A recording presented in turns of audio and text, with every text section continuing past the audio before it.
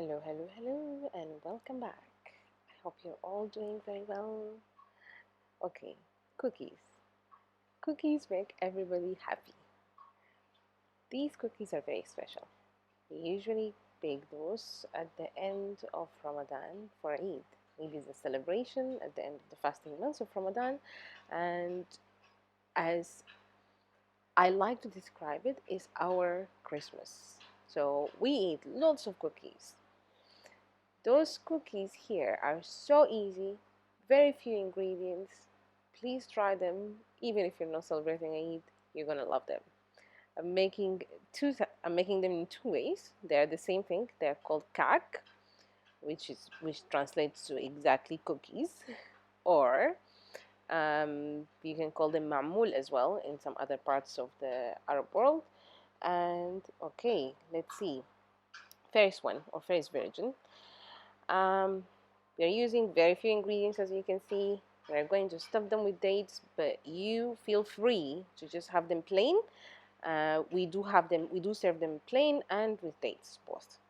We have flour, butter, and this is cheese, cream cheese. Any type of cream cheese that you have, you can use it, but preferably use this kind of, like the triangle ones, because they're higher in fat content, I think. Okay, I have some date paste, and a little bit of cardamom. The date paste, if you don't have it, you can just steam few dates and then using food processor just split them, and you have your dates paste. I added the butter, um, cheese to the flour, and I'm mixing everything together. And once I have like a dough and it's a shapeable dough, then I'm good to go. Okay, so I'm adding the cardamom. I have ground cardamom to the date paste. You can use whatever flavor you want. You can use cinnamon, you can use cloves, you can just use the dates, you can use some ghee or even more butter. It's such an easy recipe that you can play around as much as you want with it. Okay, now shaping everything. So I'm taking a piece of the dough and I'm stuffing it with the dates balls, because I made date balls out of the date paste just to make my life easier. You can just spoon in, spoon it out and in the dough, but yeah, if you make it into balls, it's so much easier. I felt like my dough is a little bit dry, so I added a little bit of ghee. If you don't have ghee, you can add melted butter. 1 tablespoon. Do not add too much, because you don't want your dough to be too like sticky. You want it to still be able to shape it. Okay, here I'm just showing how you can just shape the dough, or like shape the cookie itself, and like how create some kind of pattern on top. I'm using a fork, sorry, and this teeny tiny whisk. Back home, we do have shapers or molds for these cookies, but I couldn't find any when I made this recipe. So here you have it.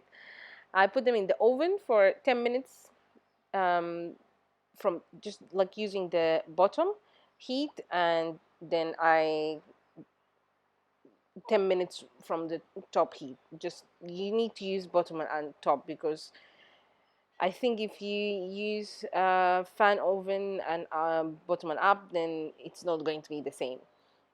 Okay, I sprinkle them with powdered sugar or confectioner sugar, and here you have it. Yeah, done. The second one, we have, okay, flour, ghee, and condensed milk, and also the dates paste. This time, I added some walnuts to the dates, um, paste, just because I wanted to change a little bit in the flavoring, and instead of having like the same kind of stuffing from the last cookies, I wanted to have a different one. And you also, like, you want to place them together in the food processor and put them in the fridge, so it's easier for you to roll them into balls later.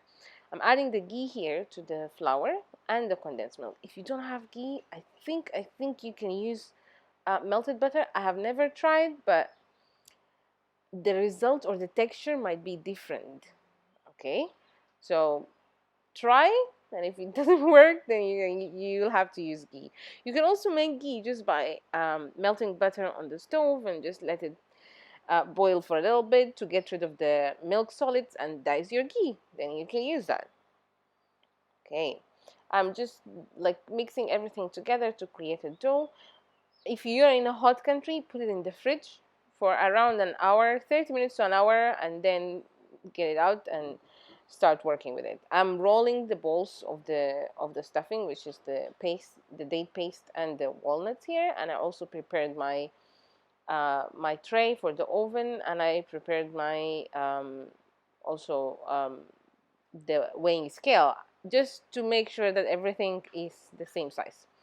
You can use the measuring spoon as a mold for the cookies, but I have found some molds, cookie molds. They are toys for kids, but they are very similar to the molds that we use back home. So I just wanted to try and have that shape. So here they are. I'm just going to put them and then stamp everything, and it's out. Look, so cute. Okay, so I'm going to continue like that. Same thing. Takes a little bit of dough, stuff it with the dates, shape it, stamp it with the mold, and you're done. Here, I'm going to also like run the oven bottom shelf from 10 minutes, for around 10 minutes, and then the top for 5 minutes only for this one. And here you have it. So if you're making the first recipe, if you notice that it did not take a lot, it did not have a lot, did not form color. We don't want it to form color. We want it to be that kind of like whitish color. This one though, it did form a little bit of color because it did have some uh, sugar in it from the condensed milk. So it's okay. And I'm not going to add any powdered sugar to this one. Usually we add powdered sugar, but I just don't like too much sugar because I already have the condensed milk. So if you like to add powdered sugar on top of that, then it's fine. Both of them, you can have them with powdered sugar. That is what I want to clear. Okay, and here you have it. As we said, we make this one for celebrations, so you can have them on the weekend to celebrate the end of the week or for any special occasions, whatever. I hope you like this recipe and I hope you try them.